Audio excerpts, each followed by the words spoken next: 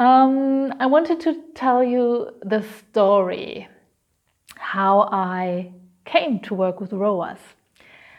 As an Alexander technique teacher and a movement coach, I've been working with musicians a lot, because at music schools and universities it's absolutely normal that musicians have access and Alexander technique on their schedule, because they know that their performance just increases and improves enormously if they get more ease and more coordinations in their body. And I met a woman who sent me her son because of knee problems. He's 18, and we worked together for 3 days. And then she called me when he came back home. She called me, the mother called me and said, "What have you done to my son?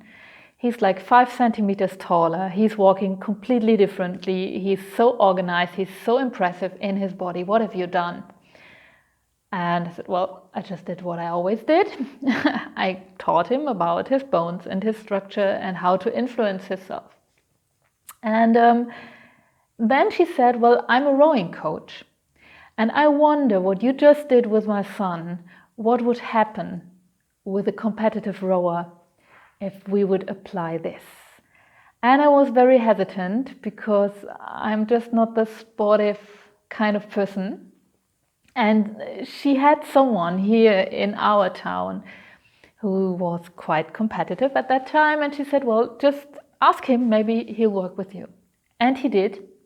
Ben, from this point, thank you very much. That's the guy on the pictures you see on the Facebook page. And so we started to work for 1 season. And I want to share with you what he said. First, he said, "You're turning rowing upside down. You turn my thinking about rowing upside down."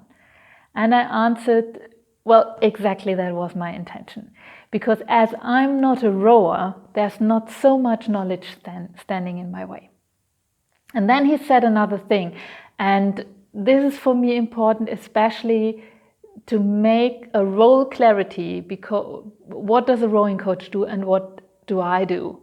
What he then said is, my coach is telling me so often to sit up straight, to sit tall, to, however, be stable at the finish, stuff like that, to have a quick turn. But you're actually telling me how to do it in my body. And this is the skill of my profession, is communicating and transmitting this